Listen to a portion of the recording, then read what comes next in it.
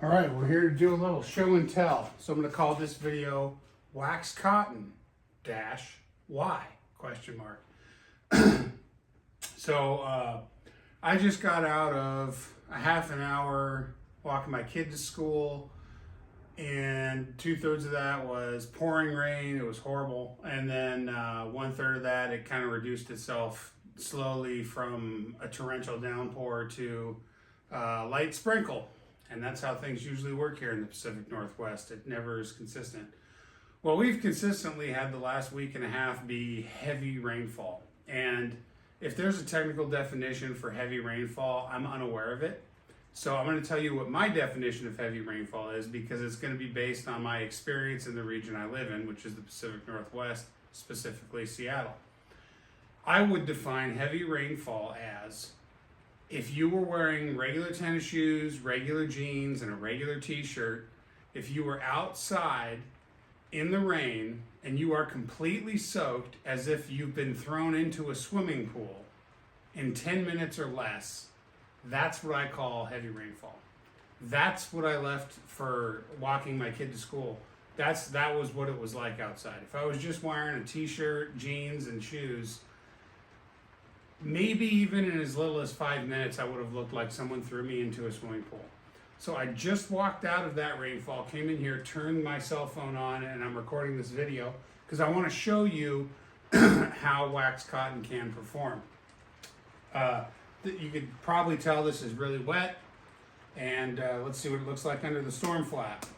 Look at that. Completely dry under the storm flap. Great.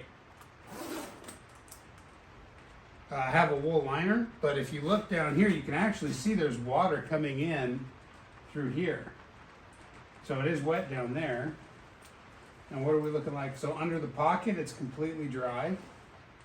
So there's definitely water getting in, right? And that's typical for wax cotton. It is not a completely 100% waterproof material.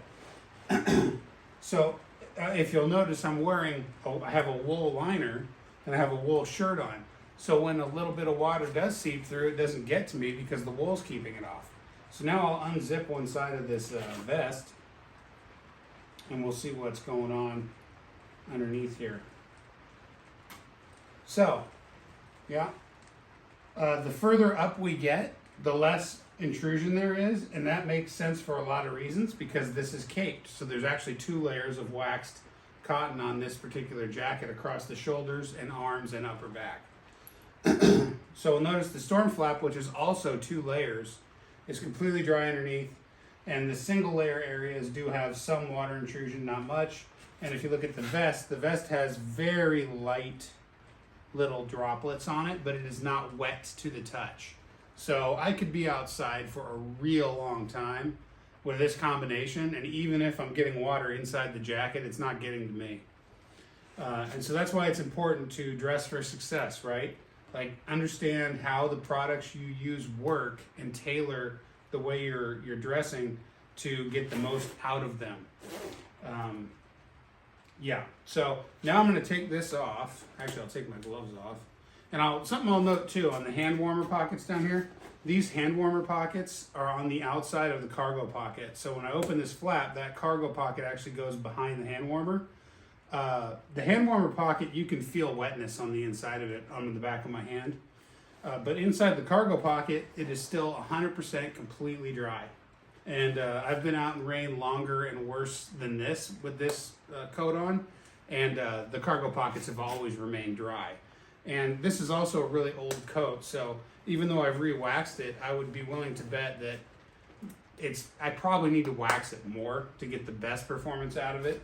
So anyway, I'll take it off, and what we're going to do now is pull the arm out of the caping, and we'll see what it looks like under the cape.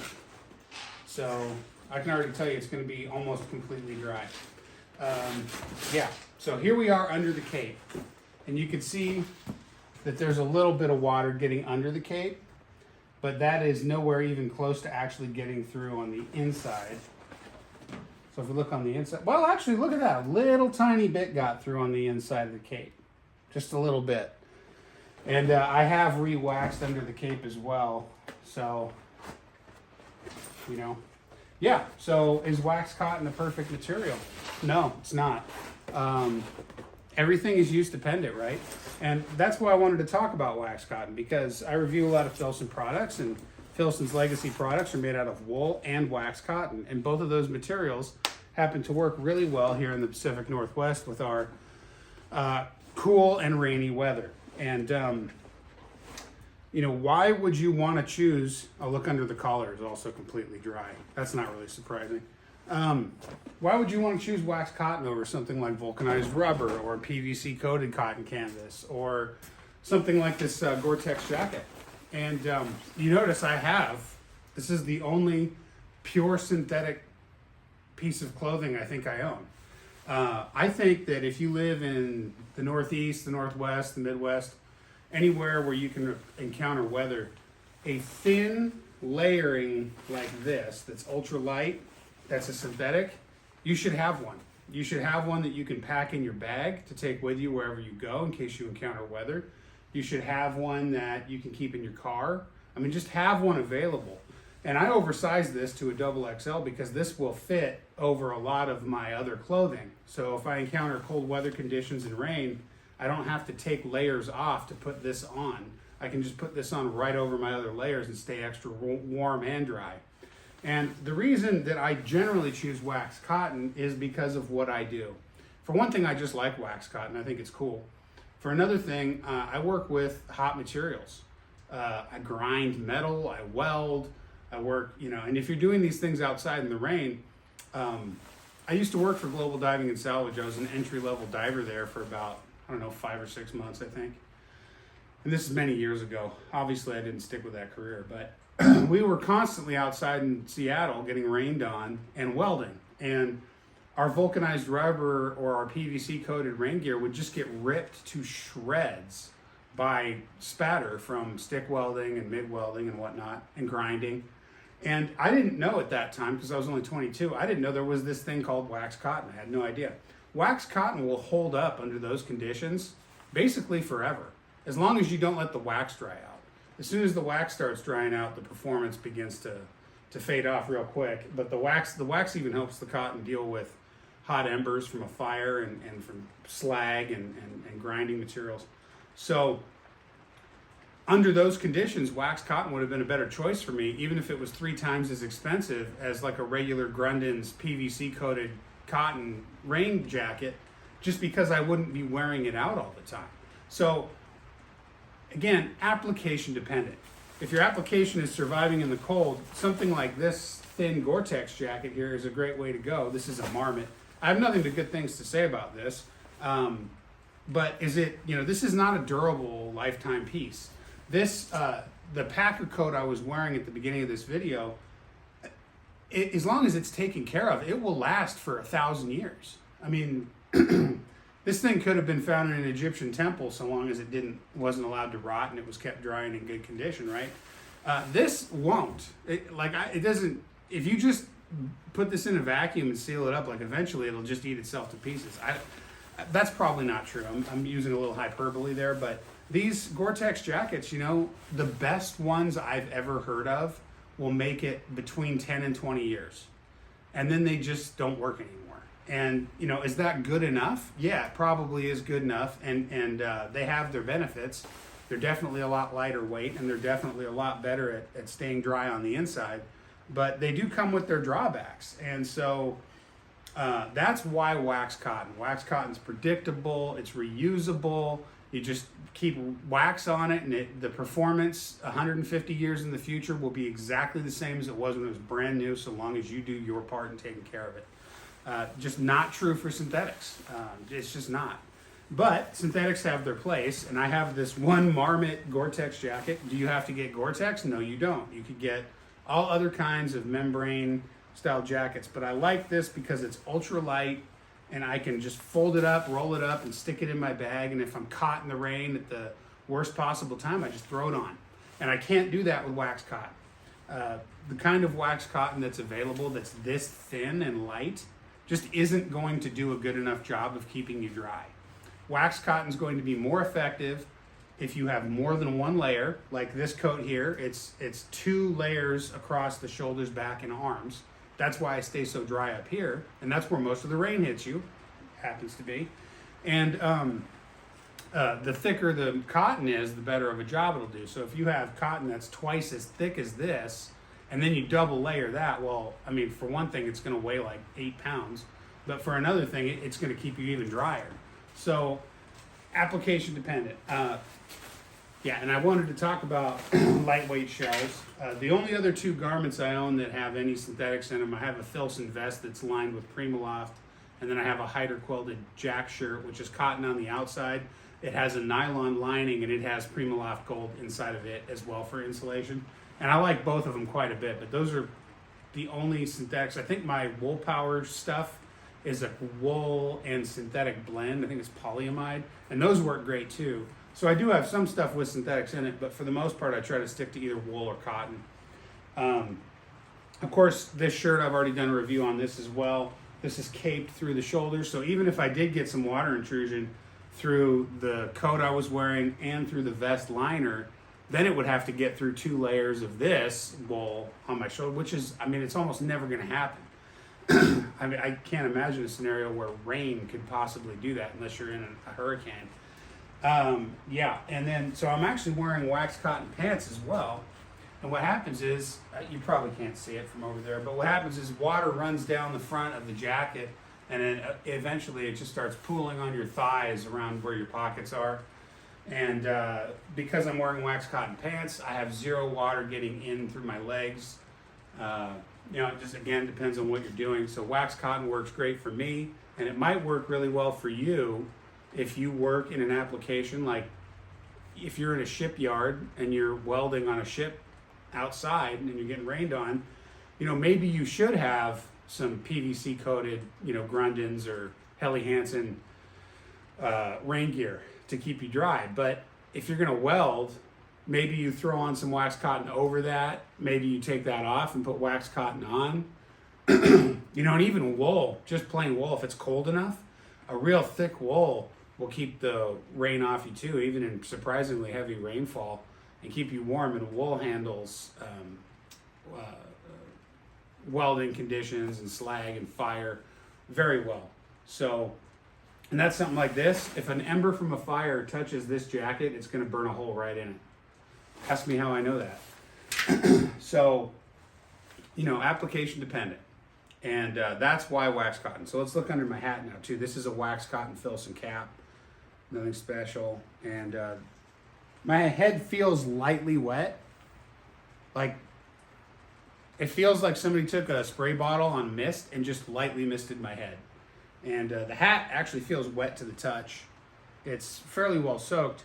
One of the other benefits to wax cotton, though, at least compared to regular cotton, is it dries out real fast. So if this wax cotton here on this hat if it felt soaked in the sunlight, it would become almost completely dry in, I mean, minutes.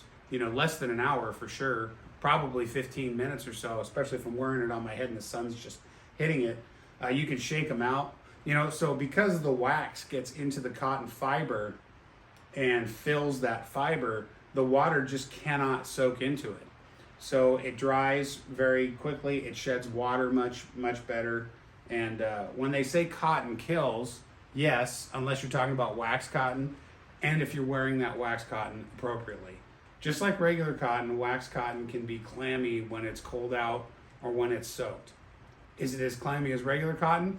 Absolutely not. Is it as heavy as regular cotton? Absolutely not. But it's best to have, in my opinion, some wool under your wax cotton. So if you're wearing a wax cotton rain jacket, put on a thin wool shirt like this one. You know, this is not thick, and that just only improves the water resistance, and it will counter any danger you might be in from having heat leached from you.